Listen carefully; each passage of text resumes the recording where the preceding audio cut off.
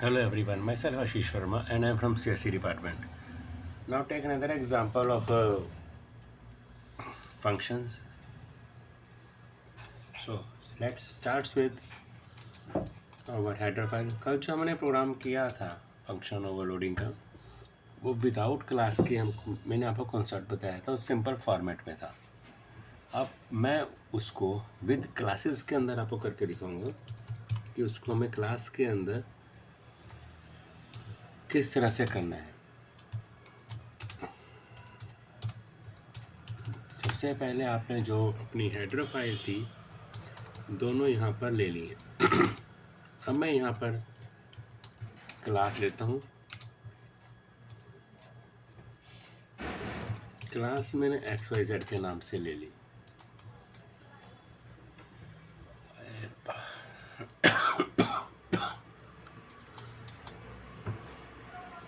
मुझे यहाँ पर अभी किसी भी चीज़ की ज़रूरत नहीं है, मतलब मैं अभी नंबर मतलब प्रोसेसिंग को नहीं लेके चल रहा हूँ। तो इस चीज़ को आप थोड़ा सा ध्यान में करेंगे तो प्रोसेसिंग को अगर हम नहीं लेके चल रहे हैं तो मैं ऊपर प्राइवेट वेरिएबल्स नहीं लूँगा, मैं डायरेक्ट फंक्शंस पे काम करूँगा। तो यहाँ पर हमने फंक्शन L1 ले लिया, राइट। अगेन L1 ले लेता हूँ,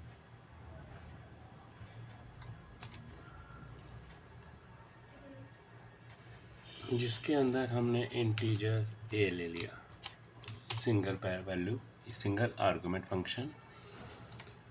दोबारा आए, मैंने L2 लिया,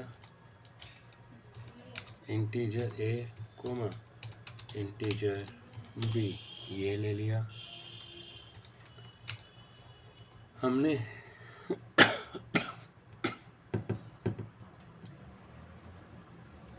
L3 ले लिया, integer a comma integer b comma integer c, हमने ये ले लिया। ये करने के बाद हमने अपनी क्लास यहाँ से बंद करी।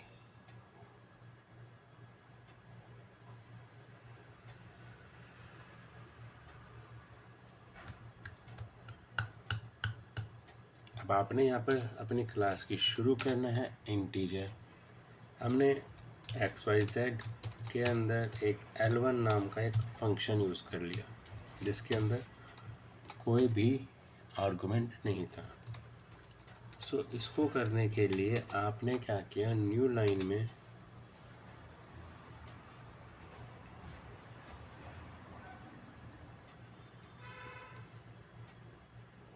यहाँ पर एक लाइन ड्रॉ कर दी। अब इस जगह के ऊपर आपने क्या किया, L1 नाम का फंक्शन लिया जिसके अंदर सिंगल आर्गुमेंट वैल्यू थी। सबसे पहले हमने क्या किया, यहाँ पर मैसेज दे दिया,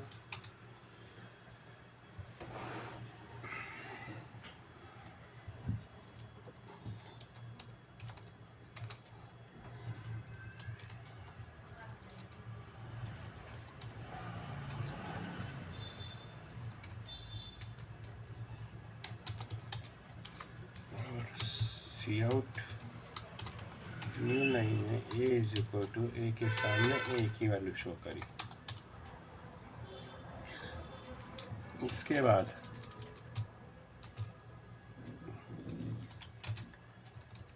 XYZ लिया, L1 ले लिया, integer a comma integer b लिया।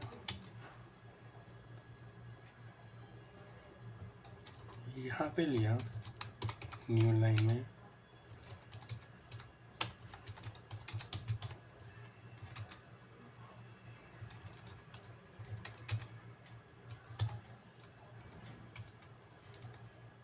डबल आर्गुमेंट, हमने यहाँ पर सी आउट ए के सामने ए की वैल्यू शो कर दी, c out b is equal to b की वैल्यू शो कर दी।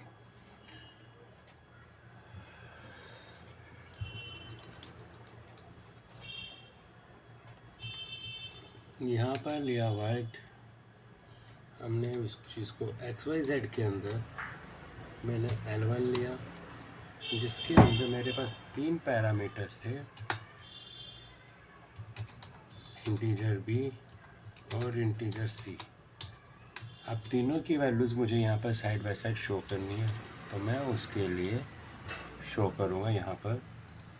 तो आपने क्या किया, इस जगह के ऊपर सी आउट न्यू लाइन ले ली,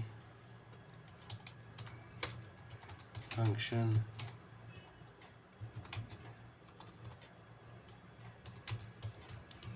मल्टी वैल्यूज़, ठीक है।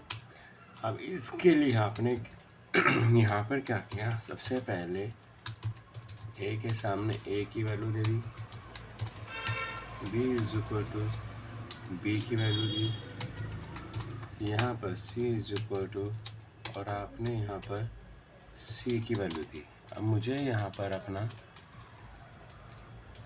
मेन चाहिए वाइड, आपने मेन लिया, यहाँ पे आए। आपकी जो क्लास थी XYZ थी, हमने Z बना दिया, स्क्रीन को क्लियर किया। Z के अंदर आपने पहले तो मैं कहता हूँ कि वो फंक्शन कॉल करो जिसके अंदर सिंपल थी, फिर वो वैल्यू करो जिसके अंदर सिंगल वैल्यू, फिर अगेन लाइन को कॉल कर दिया, फिर L1 के अंदर वो कॉल किया जिसके अंदर 2 नंबर थे, या आपने L1 लिया। अब हमने क्या किया, यहाँ पर डॉट L1 लिया, यहाँ पर 10 20 30, लास्ट के अंदर आपने L1 लिया और यहाँ पर आपने गेट ch करके उसको बंद किया। देखिए यहाँ पर इस जगह के ऊपर एक एरर आ रहा है।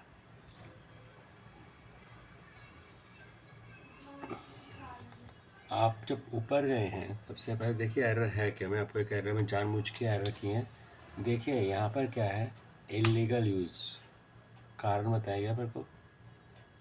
आपने डबल कोट्स ले लिए, सी आउट ले लिया, आखिर ऐसा क्यों कर रहे हैं?